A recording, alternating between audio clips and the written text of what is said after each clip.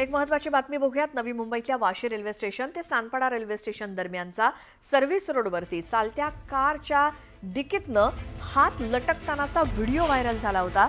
Innova गाडीच्या डिकीतनं हात बाहेर लटकलेल्या अवस्थेत असल्याचा हा व्हिडिओ व्हायरल झाला. या व्हिडिओमध्ये खळबळ माजली. या व्हिडिओमुळे खळबळ माजली आहे. मात्र यामागील खरा प्रकार समोर आलाय. रीलसाठी हा प्रकार केल्याचं पोलीस तपासात समोर आलंय.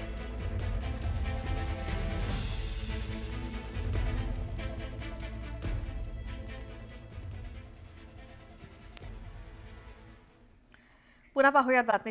तिजोरीमध्ये खडखडाट असल्याचं सांगून एसटी कर्मचाऱ्यांचा मार्च महिन्याचा जवळपास अर्धा पगार कापणाऱ्या महायुती सरकारनं कामगार संघटनांचा चांगलाच धसका घेतलाय. सरकारनं अखेर सोमवारी एसटी महामंडळाला 120 कोटी रुपये देण्याचा जी.आर जारी केलाय आणि त्यामुळे कर्मचाऱ्यांचा कापलेला पगार आज मिळण्याची दाट शक्यता आहे.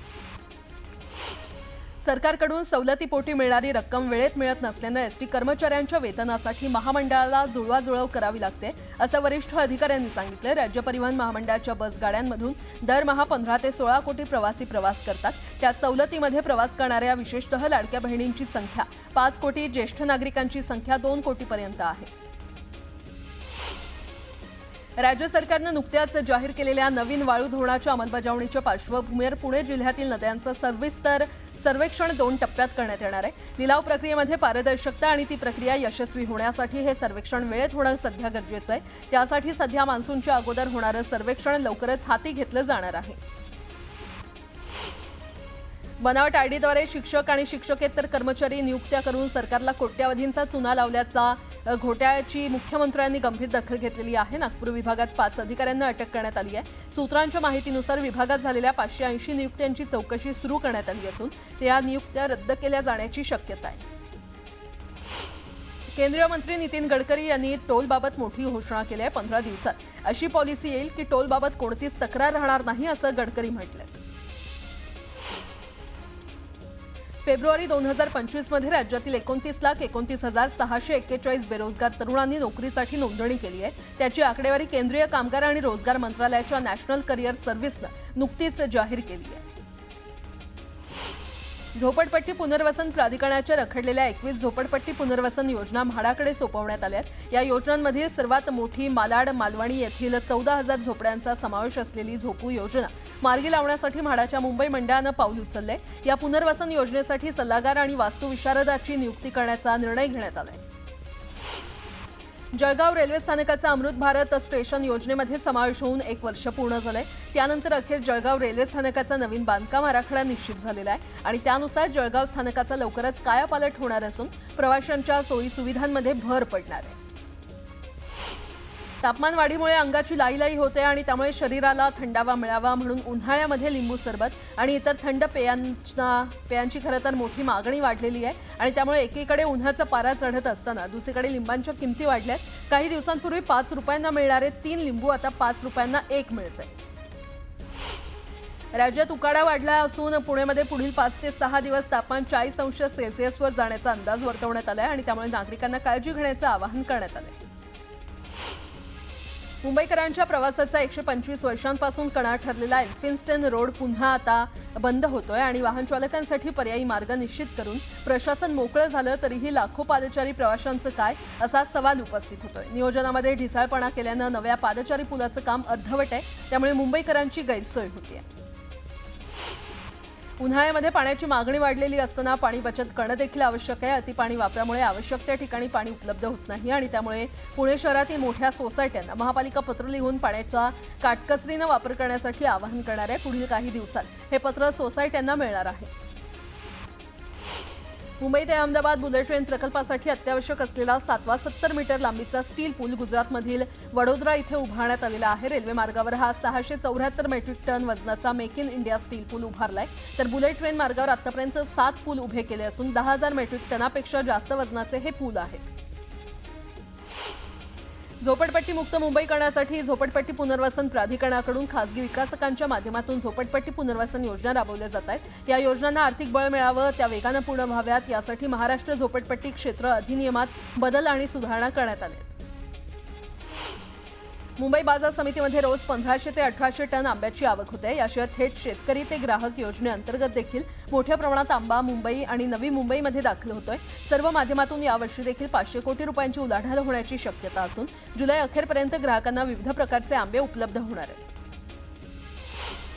गेटवे ऑफ इंडिया येथील प्रवासी जलवाहतुकीचा ताण कमी करण्यासाठी रेडिओ क्लब अपोलो बंदर इथे नवीन प्रवासी धक्क्याचं काम सुरू आहे. मात्र त्याला सुरुवातीपासूनच कुलाबा वासियांनी विरोध केलाय. ही जेट्टी दुसरीकडे स्थलांतरित करावी अशी मागणी होते. यालाच पाठिंबा देत मिलिंद देवरा यांनी देखील मुख्यमंत्र्यांना पत्र लिहिलंय. महावितरणाच्या गो ग्रीन या ऑनलाईन वीज बिल भरणा योजनेकडे राज्यभरातील वीज ग्राहकांनी पाठ फिरवल्याचं स्पष्ट झालंय. योजना सुरू झाल्यापासून 7 वर्षात राज्यातील एकूण ग्राहकांच्या तुलनेत जेमतेम 1.5% ग्राहकच गो ग्रीन योजनेमध्ये सहभागी झाल्याचं महावितरणाच्या आकडेवारीवरून स्पष्ट झालंय. राज्यातील शिक्षकांसाठी वरिष्ठ श्रेणी आणि निवड श्रेणी प्रशिक्षण आयोजित करण्यात येणार आहे. यासाठी 15 ते 25 एप्रिल या कालावधीमध्ये नोंदणी करावी लागणार आहे. जिल्हा शिक्षण आणि प्रशिक्षण संस्थेतर्फे सर्व जिल्ह्यांमध्ये एकाच वेळी प्रशिक्षण आयोजित करण्यात येणार आहे. शिक्षक भरतीसाठी संकेतस्थळावर जाहिराती दिलेल्या शिक्षण संस्थांमधील शाळांमध्ये 2024-25 नुसार मंजूर पदांची पडताळणी करण्याचे निर्देश देण्यात आलेले आहेत. या संदर्भात पडताळणीनंतर जाहिरातींची कार्यवाही करण्याचे निर्देश देखील शिक्षण आयुक्त सचिंद्र प्रताप सिंह यांनी दिले.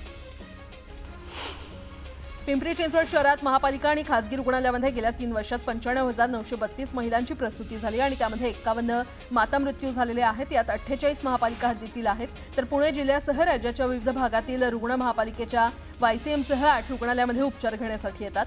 आर्थिक दुर्बल घटकासह सर्वसामान्य रुग्णांसाठी महापालिकेची रुग्णालये वरदान ठरत आहेत.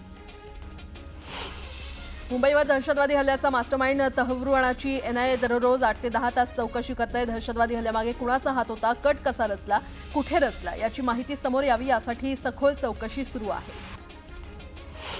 अभिनेता सैफ अली खानवर हल्ला करणाऱ्या बांगलादेशी आरोपीला बनावट आधार कार्ड आणि पॅन कार्ड मिळवण्यासाठी 30,000 रुपये चोरायच्या उद्देशानं त्यानं सैफच्या घरी चोरी केली अशी माहिती मुंबई पोलिसांनी दाखल केलेल्या आरोपपत्रात दिली आहे.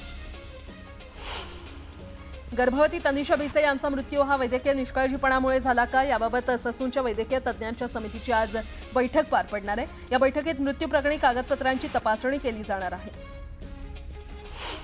बिहार विधानसभा निवडणुकीला काहीच महिन्यांचा अवधी राहिला आहे. मात्र बिहार विजयाचं भाजपचं स्वप्न धुसर असल्याचं काहीसं चित्र पाहायला मिळतंय. बड्या मित्र पक्षाचा म्हणजेच राष्ट्रीय लोक जनशक्ती पार्टीचे अध्यक्ष पशुपती कुमार पारस यांनी इंडिया आघाडीसोबत जाण्याची घोषणा केली आहे. एनडीएला रामराम केल्यानं भाजपच्या अडचणी वाढण्याची शक्यता आहे.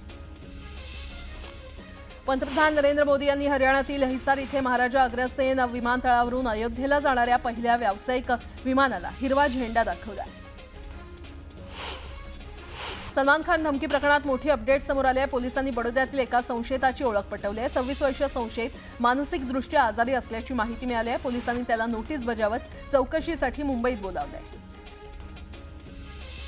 दीनानाथ मंगेशकर रुग्णालयाच्या कारभाराबाबत राज्य सरकारसमोर 2 अहवाल सादर करण्यात आलेत. दरम्यान चौकशी समितीच्या अहवालावर उद्याच्या कॅबिनेटमध्ये चर्चा होण्याची शक्यता आहे. तर राज्य मंत्रिमंडळाच्या दोन्ही अहवालांची माहिती दिली जाणार असून 3ऱ्या अहवालानंतर अंतिम अहवाल मुख्यमंत्र्यांना सादर करण्यात येणार आहे.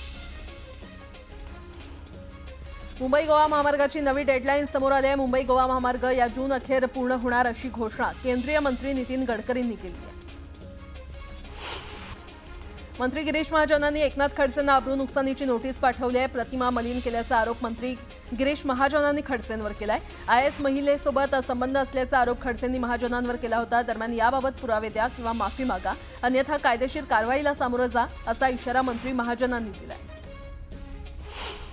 एकनाथ खडसेंना नोटीस पाठवल्याप्रकरणी विचारलं असता मंत्री गिरीश महाजनांनी बोलणं टाळलं. माध्यमांशी न बोलताच गिरीश महाजन जळगावहून मुंबईकडे रवाना झाले.